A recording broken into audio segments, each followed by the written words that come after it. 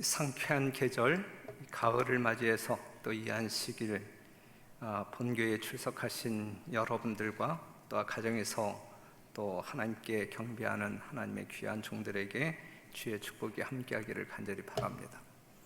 오늘 아름다운 특창을 인해서 감사드립니다. 지금 우리 이면혁 집사님이 이제 우리 김철희 장로님 처되는 사람이거든요. 밖에서 지금 이제 안내 일을 하고 있는데 특창할 때에 이면혁 집사님이 들어와서 듣고 나갔어요. 그 이면혁 집사님의 감동은 어떠했는지 모르겠습니다.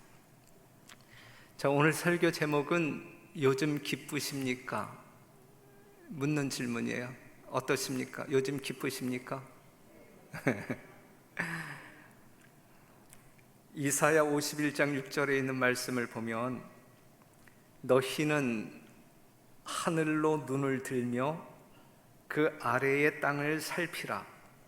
하늘이 연기같이 사라지고 땅이 옷같이 헤어지며 거기 거한 자들이 하루살이같이 죽으려니와 나의 구원은 영원히 있고 나의 의는 패하여지지 아니하리라 그랬어요. 예언적인 말씀이죠. 이 마지막 때에 이 지구 종말에 관한 예언의 말씀입니다. 너희는 하늘로 눈을 들며 그 아래의 땅을 살피라. 여러분들이 살필 수 있잖아요. 그렇죠? 어떻게 되어져 가고 있나요? 여기 있는 말씀처럼 하늘이 연기같이 사라지고 땅이 옷같이 헤어지며 거기 거한 자들이 하루살이같이 죽어가는 그러한 세상을 우리가 살아가고 있습니다. 인간의 어떤 약으로도 치료할 수 없는 슬픔이 이 세상에 이르러 올 때가 가까이 오고 있다. 하나님의 성령은 떠나가고 있다 그랬어요. 이 지구에 하나님의 성령이 충만히 임하는 그러한 시절이 아닌 성령이 떠나가고 있다. 바다와 육지에서 재난이 꼬리를 물고 계속해서 일어나고 있다. 우리는 얼마나 자주 지진과 태풍의 소문과 화재와 홍수로 인한 인명과 재산의 큰 손실에 대한 소문을 듣고 있는가? 듣고 있잖아요. 뉴스 시간을 통하여 보고 듣고 있잖아요. 표면상으로는 이 재난들은 인간이 전혀 제어할 수 없는 혼란스럽고 무질서한 자연의 힘에 변덕스러운 돌발 사건인 것처럼 보이나 그 가운데서 하나님의 모든 목적을 읽을 수 있다 그랬어요. 믿는 사람들에게 있어서는 하나님의 목적이 이루어져 가고 있는 그러한 사건들이지 그냥 이 자연 현상이 충돌함으로 말미암아 인간이 어찌할 수 없는 그러한 사건들로 정리해서는 안 된다라는 말씀이죠. 그것들은 하나님께서 남녀들로 하여금 위험을 느끼도록 각성시키는 매개물들이다 그랬어요.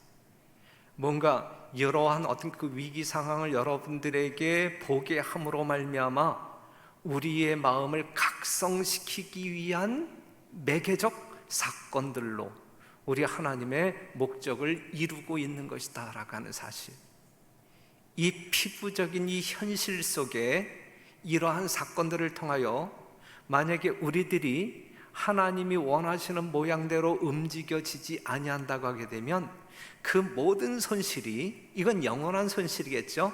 이 영원한 손실이 우리들에게 경험되어질 것이다 라고 하는 사실이죠. 그렇기 때문에 지금 이 시대에 우리는 정신 바짝 차려야 된다, 이 말씀입니다. 죄악의 잔은 채워지고 있고 밤은 더욱 깊어져 가고 있고 말할 수 없는 환난의 때가 우리 가까이 다가오고 있는 시점입니다.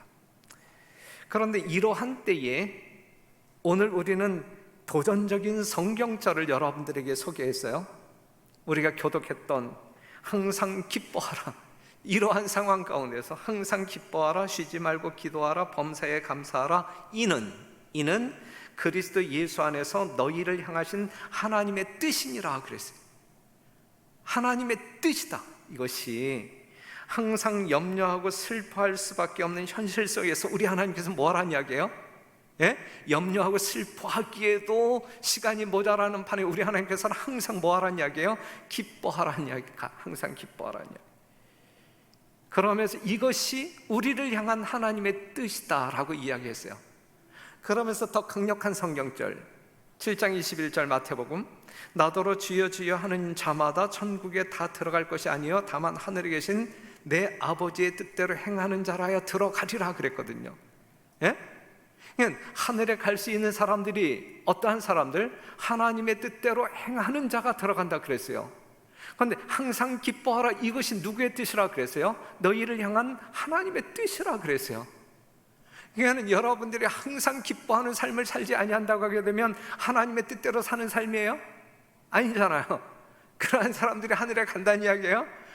조금 이상하게 이야기하고 있지만 그냥 성경 말씀을 이렇게 맞춘다고 하게 되면 그 말씀이란 말이죠. 그렇죠?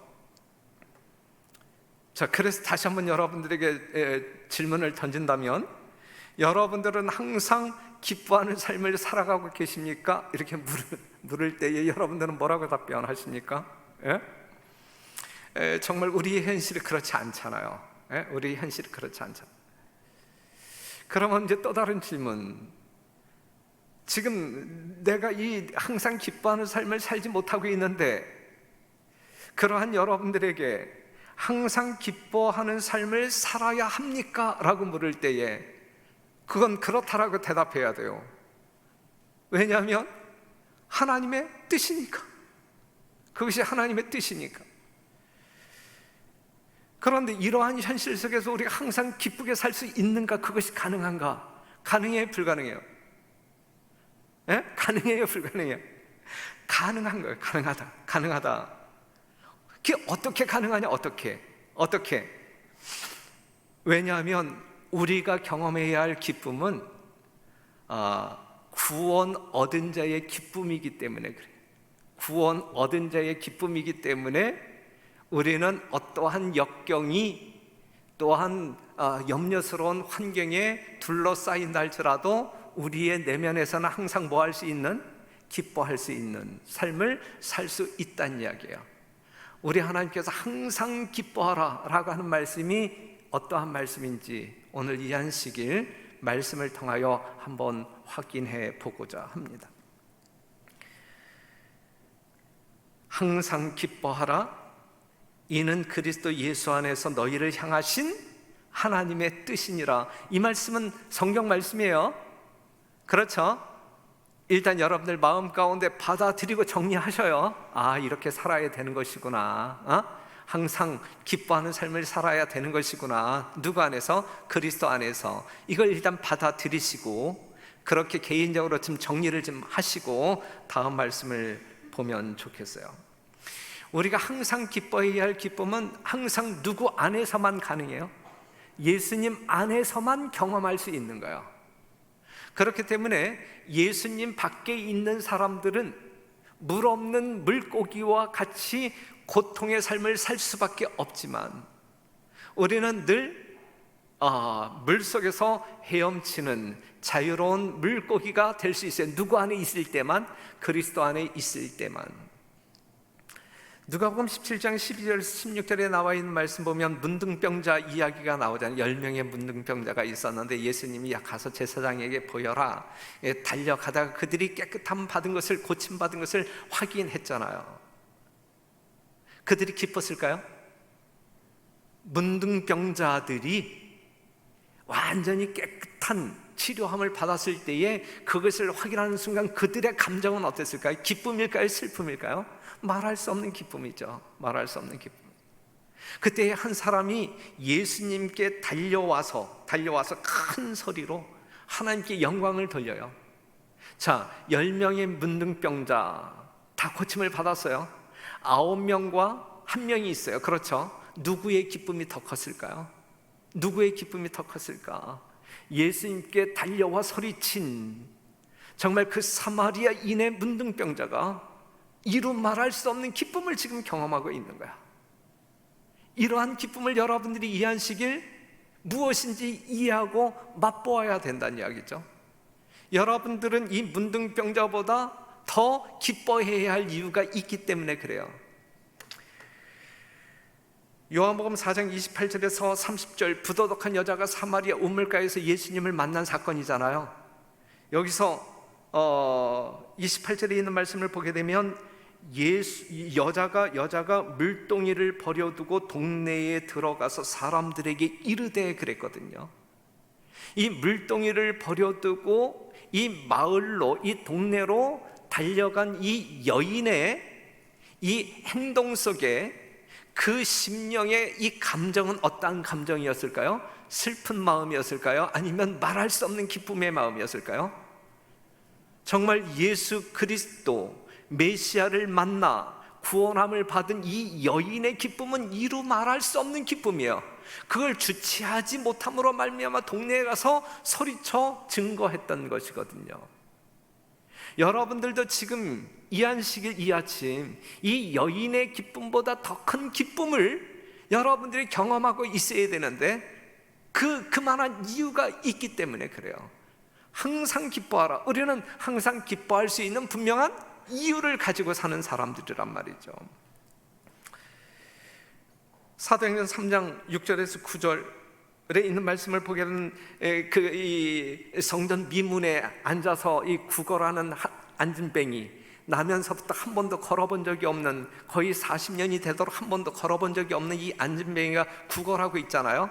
그들이 하나님의 종 이 베드로와 요한을 만나잖아요.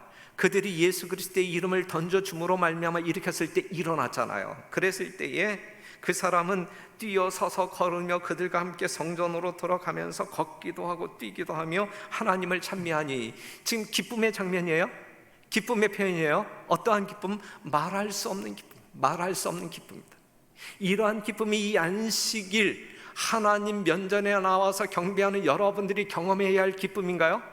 여러분들은 이보다 더 큰 기쁨의 백성들이 되어야 합니다. 왜요?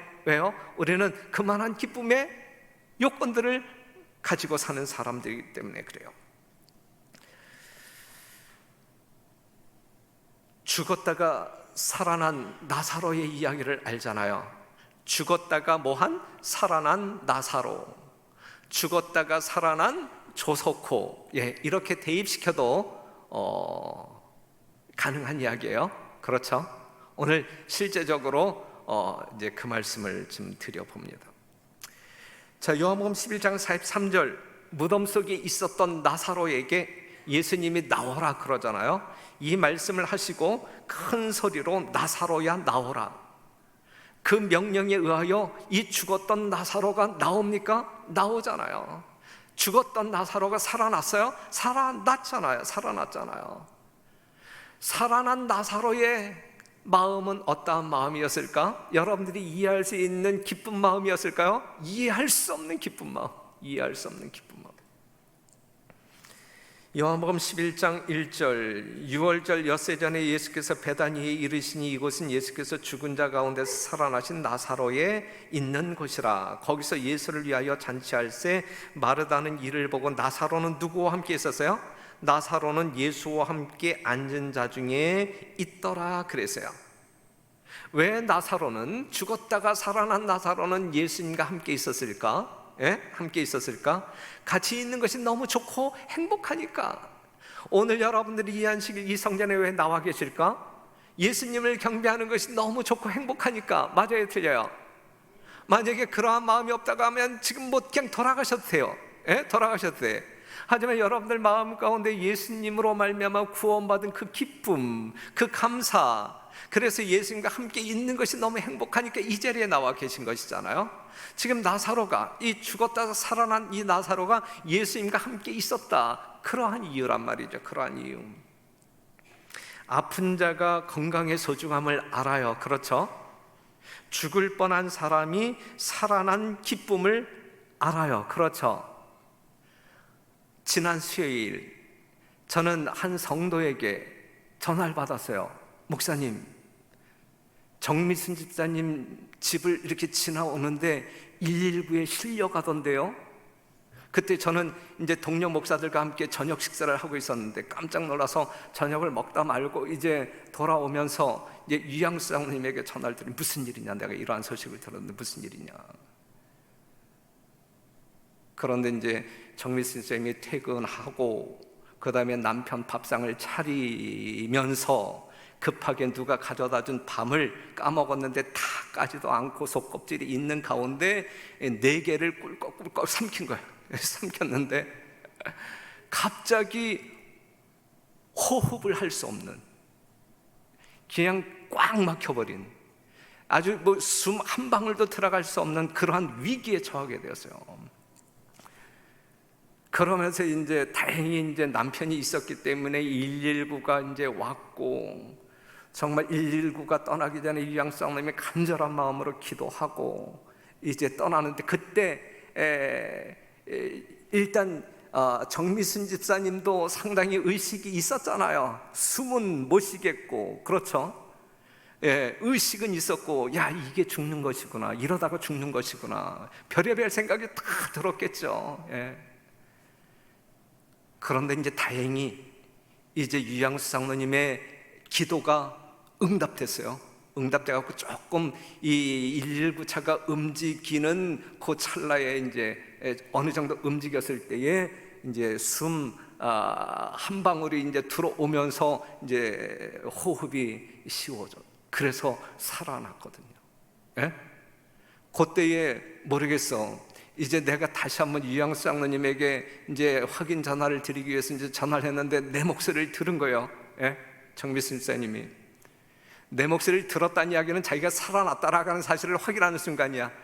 담임 목사가 전화했기 때문에 뭐 고마워서 이렇게 눈물이 핑 돌고 뭐하고 그런 건 전혀 아니고, 사람 목소리가 들린다. 그런데 목사가 전화했다, 그 목소리가 이제 들리니까 내가 살았구나 하면서 이제 눈물이 핑 돌고, 요때 정미순 집사님의 기분이 어떠했었는지 한번 여러분 물어보세요. 한번 물어보세요. 제가 오늘 이 설교 시간에 집사님 이야기를 좀 하려고 할 테니까 허락해 줄래? 물었어요. 허락받고 하는 이야기네 지금. 내가 실명으로 할까 아니면은 그냥 이름을 감출까 그랬더니 뭐 실명으로 해도 돼, 이미 아는 사람 뭐 꽤 되던데요. 이제 이야기해서 지금 제가 말씀드렸는데, 그래서 그 당시 솔직한 심령 한번 이야기해봐라 그랬더니 감사와 기쁨, 그것밖에 없었다고 그러더라고요. 이제 죽었다가 살아난 자의 기쁨이 어떠한지 여러분들이 알고 싶으면 그 경험을 한 정미순 집사님에게 물어보면 정확히 알 수 있어요. 그런데 이제 중요한 것은 뭐냐면 우리가 어떤 사람들이냐 이거. 우리가 어떤 사람들이냐 이거요. 우리는 아담 안에서 죽은 사람들이었어요. 그렇죠? 그런데 예수님의 희생으로 말미암아 죽었다가 뭐한 사람들, 거듭난 사람들, 살아난 사람들이란 말이죠.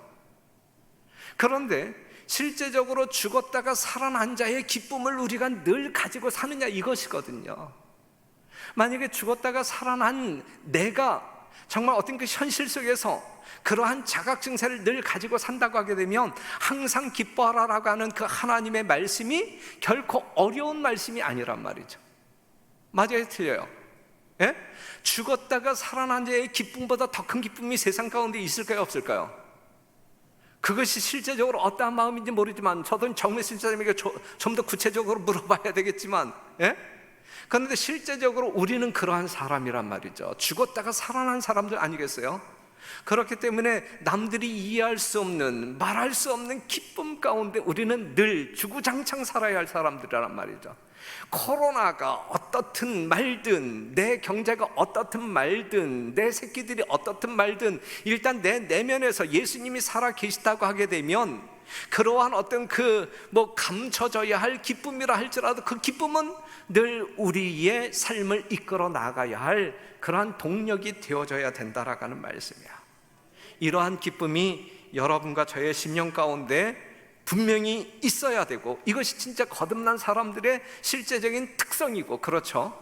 그리고 그러한 기쁨의 삶이 우리의 삶을 주도해 나아가도록 우리 자신을 내어 맡겨야 된단 말이죠. 믿음으로 말이죠.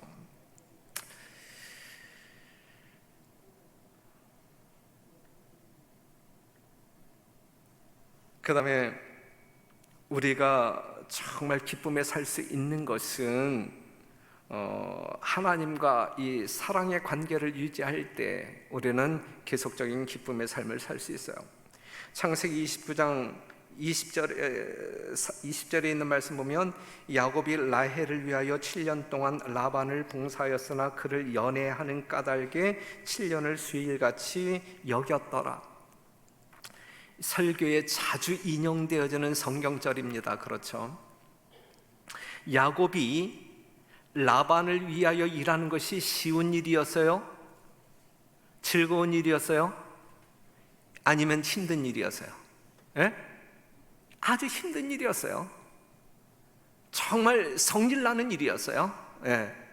창세기 31장 40절에 있는 말씀, 내가 이와 같이 낮에는 더위를 무릅쓰고 밤에는 추위를 당하며 눈붙일 겨를도 없이 지내었나이다. 그래서 이것이 외삼촌 라반의 집에서 하는 이 야곱의 삶이었단 말이죠. 쉬운 일이에요? 어려운 일이에요? 아주 어려운 일이에요. 고난의 삶을 살았단 말이죠. 하지만 라헬을 연애하는 까닭에 7년을 모처럼 수일같이 여겼더라 그랬어요. 이것이 사랑의 힘입니다. 고된 삶이었지만 거기에는 시간 가는 줄 모르는 무엇이 있었어요? 기쁨이 있었어요. 시간 가는 줄 모르는 기쁨이 있었단 말이에요. 이것이 사랑의 힘이에요. 사랑의 대상이 있을 때 기쁨을 경험할 수 있는 거예요. 여러분은 사랑하는 그 무엇이 있습니까? 그것이 여러분들의 자식일 수도 있고 또 등등 여러 가지 어떤 그 조건들이 있을 수 있는데, 사랑하는 그 무엇이 있을 때 그것이 영적이기를 간절히 바라면서 사랑하는 그 무엇이 있을 때 여러분들은 기쁨의 생애를 살 수 있는 겁니다. 이러한 기쁨의 삶이 여러분들의 삶의 특징이기를 간절히 바랍니다. 10명의 문둥병 이야기 중에서 돌아온 한 명과 나머지 5명의 차이점이 무엇일까? 육적인 치료는 다 같이 경험했어요. 하지만 영적인 치료는 오직 한 사람만 경험했어요. 그런데 육적인 치료로 말미암아 오는 기쁨은 일시적인 기쁨이고, 영적인 치료를 경험한 사람들에게 찾아오는 기쁨은 영원한 기쁨이에요. 여러분들은 어떠한 기쁨을 지금 경험하고 살아가십니까? 죽었다가 살아나서 100세 인생을 살다가 또 죽으시겠습니까? 죽었다가 살아나서 영생하는 인생의 무한한 기쁨을 누리면서 생애하시겠습니까? 요한복음 15장 9절, 아버지께서 나를 사랑하신 것 같이 나도 너희를 사랑하였으니 나의 사랑 안에 거하라. 내가 아버지의 계명을 지켜 그의 사랑 안에 거하는 것 같이 너희도 내 계명을 지키면 내 사랑 안에 거하리라. 내가 이것을 너희에게 이름은 내 기쁨이 너희 안에 있어 너희 기쁨을 충만하게 하려 함이니라 그랬어요. 우리 하나님은 여러분들의 삶이 기쁜 삶이 되기를 원해요.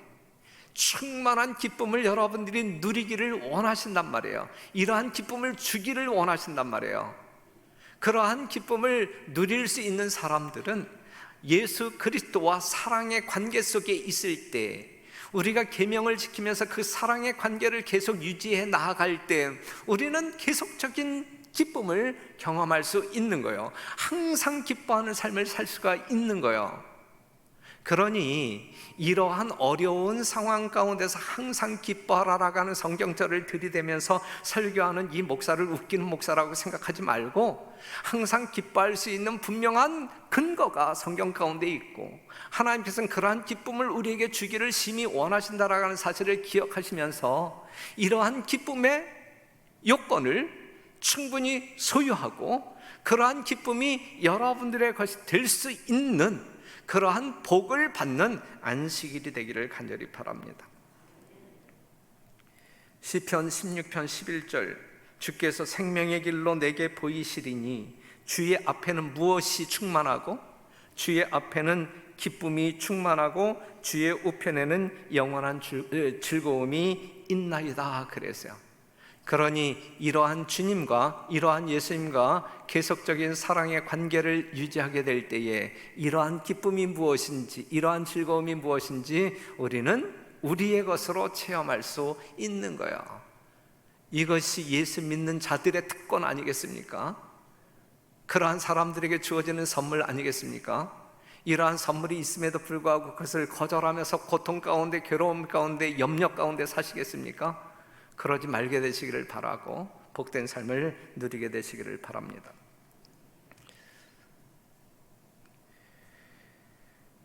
요한복음 16장 24절을 소개합니다. 지금까지 너희가 내 이름으로 아무것도 구하지 아니하였으나 구하라, 그리하면 받으리니 너희 기쁨이 충만하리라 그랬어요. 누가 기쁨을 또 이렇게 경험할 수 있어요? 기도하는 사람들. 예? 기도하는 사람들이 하나님께서 주시는 기쁨을 경험할 수 있다. 예수님은 제자들에게 기도하는 방법을 가르쳐 주셨습니까? 가르쳐 주었죠. 그분께서는 제자들에게 매일의 필요를 하나님 앞에 제시하고 가지고 있는 모든 염려를 내려놓으라고 말씀하셨어요. 분명히 그러셨어요. 그리고 그들의 기도를 들어주시겠다고 약속하셨어요. 기도하는 방법 가르쳐 주었죠. 모든 염려와 슬픔의 요인들을 다 내게 내려놓으라고 말씀하셨죠. 초청하셨죠. 그리고 그 약속을 지키시겠다라고 말씀하셨단 말이에요. 그래서 기도는 전능하신 자의 무한한 자원을 쌓아둔 하늘 창고를 여는 믿는 자의 수중에 있는 열쇠, 이것만 하나님의 자녀들은 어찌하여 기도하기를 싫어하는지 모르겠다. 왜 싫어하는지 모르겠다. 이 말씀이거든. 모든 열쇠는 누가 가지고 있는데? 내가 가지고 있는데 왜 그것을 사용 안 하는지 이유를 모르겠다. 그러면서 왜 그렇게 빈곤하게 사는지 모르겠다. 왜 이렇게 영적으로 아주 핍절한 가운데 살아가고 있는지 모르겠다라는 말씀이에요. 이 말씀이.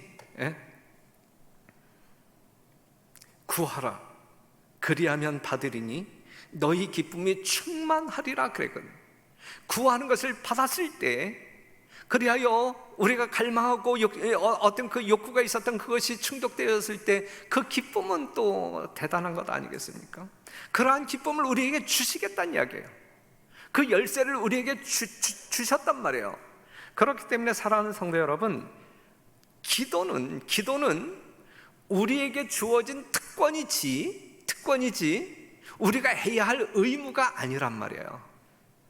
그럼에도 불구하고, 이러한 특권이 있음에도 불구하고 우리는 기도하기를 얼마나 싫어하는지 지금 화이선자는 그렇게 개탄하고 있는 거예요. 천사들은 하나님 앞에 경배하기를 좋아하며 그에게 가까이 있기를 좋아한다. 저들은 하나님과 교통하는 일을 저희의 최고의 기쁨으로 여긴다 그랬어요. 천사들은 하나님과 교통하는 일을 최고의 기쁨으로 여긴다 그랬어요. 여러분들은 무엇을 통하여 하나님과 교통하는 사람들이십니까? 기도를 통하여. 기도를 통하여 우리는 하나님과 교통할 수 있는 특권을 주셨단 말이에요. 그러한 특권을 누리는 사람들은 천사들도 그걸 최고의 기쁨으로 여기는데, 우리들이 그러한 소통을, 그러한 교통을 기쁨으로 여길 수 있지 않겠습니까? 그러나 오직 하나님께서만 주실 수 있는 도움이 절실히 요구되는 이 세상의 자녀들은 성령의 빛과 그의 교제함이 없이 행하기를 만족히 여기는 듯하다. 별내교회는 제발 이러한 교회가 아니기를 간절히 바랍니다. 여러분들은 제발 이러한 사람들이 아니기를 바라요. 정말 기쁨의 어떤 그 운물이 있음에도 불구하고, 우리가 두레박을 내려서 그 물을 퍼 마실 수 있음에도 불구하고 그러한 특권을 활용하지 아니함으로 말미암아 샘물 곁에서 목말라 하는 백성들, 어처구니 없는 백성들이 되지 아니하고 하나님께서 주시고자 하는 기쁨을 넉넉히 활용하여 누리는, 그리하여 영적인 풍요를 누리는 여러분들이 되시기를 간절히 바랍니다.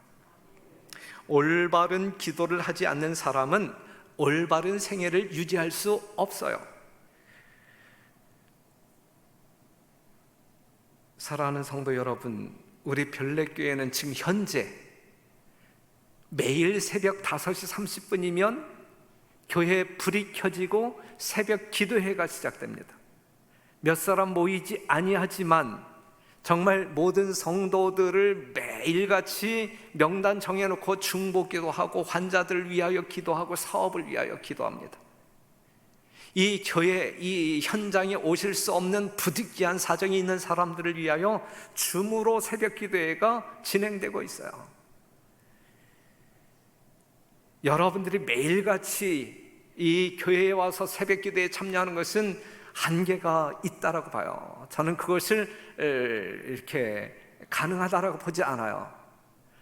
하지만 일요일, 여러분들이 근무하지 아니하는 일요일 정도, 일주일에 한 번만이라도 이 성도들과 함께 모여서 합심하여 하나님께 기도하는 그러한 기회를 함께 나누자라고 여러 번 여러분들에게 요청드렸는데 평일이나 일요일이나 별 차이가 없어요. 왜 그런가? 모처럼 쉬는 날이니까 늘어지게 잠자고 싶어서일까? 너무 피곤하기 때문에. 우리 예수님께서 기도의 모범을 보여주셨는데 밤늦게 기도하고 새벽 일찍 일어나서 기도했음에도 불구하고 하루를 소화하는데 전혀 문제가 없었어요. 우리가 기도하는 것은 육체적인 어떤 그 에너지와 영적인 에너지를 하나님께 부여받기 위해서 기도하는 것이지, 내가 가지고 있는 에너지를 사용하기 위하여 그 시간을 할애하는 것이 아니란 말이에요. 우리 하나님은 그러한 희생을 요구하지 않는단 말이에요. 여러분들에게 기쁨을 주시기 위하여 기도하라고 말씀하고 있는 것이거든요. 가능하면 사람들이 모여 기도하는 곳에 함께 있도록 하자. 우리가 진정으로 하나님과 가까이 동행하고 싶다면 우리는 기도회의에 참석할 것이다. 정로의 계단에서 말하고 있는 것이거든요. 여하튼 복받을 사람들은 복받을 수 있는 언행을 하시기를 간절히 바라요. 그래서 하나님께서 주시고자 하는 모든 것들을 받아 영리하게 되시기를 바라요. 하나님께서는 그토록 퍼부어 주시기를 원하는데 여러분들이 그냥 다 막아버리고 누리지 못한다고 하면 얼마나 정말 손실이 크겠느냐. 우리 어제 임시직원회를 하면서 어떠한 결정을 하나 했냐면 금식 기도일을 제정해서 한번 해보자. 지금 세계적으로 이 코로나가 확산되어져 가고 있는데 뭔가 이 대총회로부터 뭔가 금식 기도일을 선포하고 모든 재림 성도들이 정말 통회하는 심령으로 이 코로나가 종식될 수 있도록 기도해야 되는데 그러한 어떤 그 기별이 오지 아니하니까 우리 교회만이라도 한번 금식 기도를 한번 해보자. 이러한 제안이 성도님들 중에서 있었기 때문에 제가 어제 직원회에 제안하고 그 날짜를 결정했는데 10월 16일 안식일. 10월 16일 안식일인데 하루 종일 금식이 아니고 이것도 하나님께 부끄러운 일이지만 아침 한 끼, 아침 한 끼 금식하며 기도하자. 벌써 비웃는 분들이 있잖아. 웃음소리가 여기까지 들리는데 한 끼가 뭐냐, 기왕이면 뭐 3일 금식해야지. 지금은 그런 의견들이 있으신 것 같은데 그래도 한 끼를 금식하면서 우리의 모든 관심을 진짜 이 영적으로 집중시키고 우리의 마음을 하나로 묶어서 하나님께 올리는 기도를 지금 이 특정한 날이지만 이날만이라도 한번 해보자라고 제안 드리는 것이거든요. 그래서 지금 이 시간, 이 설교 시간을 빌어서 10월 16일 아침 한 끼 금식일을 선포합니다. 이 별내교회 성도들이라고 하면 정말 이날만큼은 우리가 금식으로 기도에 참여해 주시기를 당부드립니다. 코로나 종식을 위하여 우리 교회에 많은 환우들이 있는데 주보에 나가죠. 주보에 여러분들에게 제시된 그 환우들의 건강 회복을 위하여 그 다음에 28일부터 29일에 있을 전도회, 내가 모시고 가야 할 그 구도자들을 위하여 기도하는 날로 우리가 잡았으면 좋겠습니다. 그렇게 참여하셔서 여러분들이 복된 그러한 삶을 살게 되기를 간절히 바랍니다. 기억하시죠? 10월 16일 별내교회 어떠한 날? 금식기도일. 기도한 다음에는 기도하는 일보다 더 큰 일을 할 수 있다. 그러나 기도하기까지는 결코 기도하는 일보다 더 큰 일을 할 수 없다라고 하는 말이 있어요. 기도의 중요성을 말해주고 있어요. 기도의 위력을 말해주고 있는 것입니다. 사랑하는 성도 여러분, 오늘 설교 제목이 뭐예요? 요즘 기쁘십니까? 네. 성도 여러분, 요즘 기쁘십니까?